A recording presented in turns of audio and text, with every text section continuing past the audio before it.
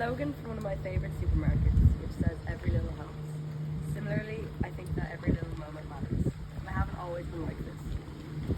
As a person, I've always strived to be perfect. Perfect academics, perfect social interactions, perfect morals. I wanted everything, but then COVID hit, and suddenly I had nothing. I was 15. All of my comforts and safe spaces had been taken away from me, and I didn't know if they were going to be given back. Being alone and locked away gives time for reflection, but also for overthinking. I had a lot of time to think about who I was as a person, and I wasn't a fan of the thought. I realised that I didn't want to be just smart anymore, which is the word I've been attributed to for the majority of my life. I want to be more than simply numbers and golden stars on a page, but as someone who has based their entire worth off of their intelligence, it's safe to say that this was a hard pill to swallow. Like all teenagers, I was questioning who I was, but having an identity crisis with a drop of perfectionism and a pinch of a pandemic is a bad mix. So my mental health began to deteriorate. I started spiraling out of control, and I didn't know what to do. No one did. I can still remember lying in bed one day, curled up with a raging tornado of thoughts spinning around my head. All I am is good at school.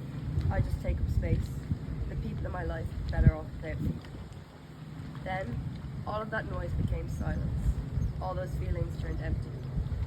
There was a darkening realization that was now looming over me that suicide would solve my issues, and it would ultimately benefit the people around me. I wasn't sad about it.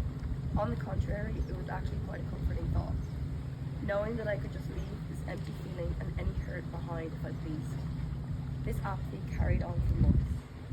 Nothing really seemed to actually matter because, well, if it did, I could just go.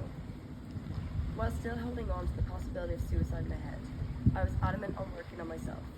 I knew I wanted to get better, and I'm stubborn, so I knew I could. I had about a year of fighting both for and against myself, but slowly things were changing. I was beginning to feel emotions again, and, both literally and metaphorically, the world was opening up to me again. There may have only been small changes, but those small changes were starting to feel much bigger to me. Being able to see people's smiles without a mask, being able to sit within a 2-meter distance of people I care about, being able to go pick up clothes from my favourite shop. Little things snowballed, and suddenly I realised that I wanted to be here, and that other people wanted me to be here too.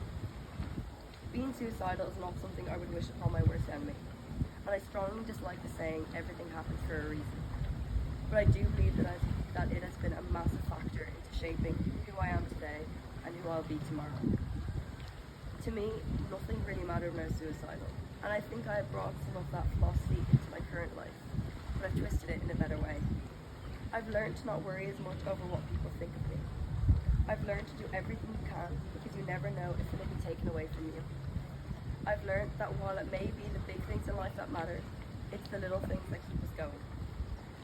Going through that horrible period has given me a newfound perspective and a newfound lust for life. It has made me enjoy and find solace in the company of others more than ever. For example, in this program in the last week, doing dishes with friends, singing songs in the minivan, and playing card games, even if it's hard, play a large part of why I know that I will never have to experience that time again.